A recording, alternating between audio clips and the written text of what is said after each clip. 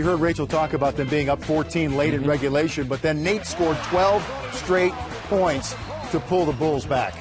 Mid-range game, off the dribble, between the legs, get fouled on the three, and then gets the crowd involved and is able to go to the line and drop 3 free throws. I mean, while he's bringing them back into the game.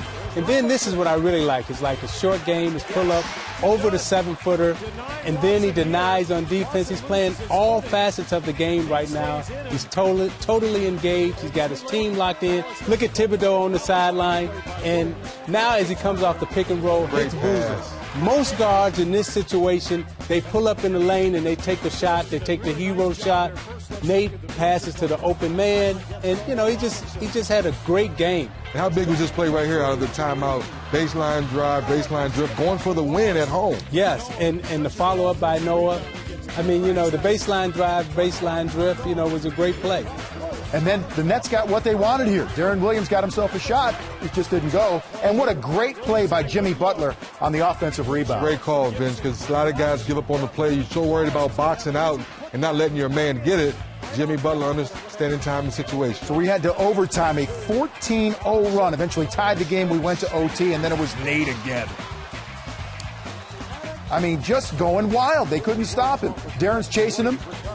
Gets a little screen, and then back to Noah. Great interior passing. And Noah and Boozer definitely play well together. They pass the ball well inside, and, they both can finish around the basket, and they never get up. This was a huge play by Joe Johnson.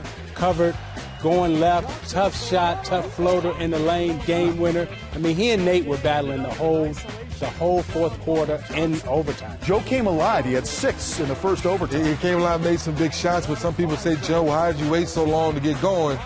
And then Nate, he said it best. I have confidence in myself. No matter what kind of shot it is, I believe I can make it. He banked it home. Do you believe it? It's a 2-point lead, but then Joe Johnson again getting himself close and beating the buzzer to tie the game again. We're playing another overtime. Ice cold water in his veins. And, this was 2 great coaching performances, too, by Thibodeau and Carlissimo. At the end of the game, they were all getting good shots. Great pass right there. Again, the interior passing by those 3 is fantastic. Noah 15 in the game. Boozer 21 in the game. But there's that man again, Joe Johnson. And he hits. And he is fouled. But I say it again, guys, what takes you so long, Joe, to get engaged to the ball game? You shouldn't wait till this late in the game. Chicago with the 1-point lead, and that was big. That's a 6th foul for Nate Robinson. He's out of the game, and a lot of people in Chicago had that kid's reaction. Hands to the head. Yeah, and this is when you would think that Brooklyn would really take advantage of the situation, but Chicago kept battling, they kept fighting, and eventually they ended up winning the game, and they just found a way to win. But that's a great play by Lopez to block that shot, and now we head to a 3rd overtime, and Nazr Muhammad gets himself involved. The old Chicago kid again. Nazi's got all the moves. He's a great rebounder, great interior player. Block shots right there, fights underneath, and it was a great game. And again, Boozer at the foul line. Muhammad comes in, gets the rebound, and that was the backbreaker right there.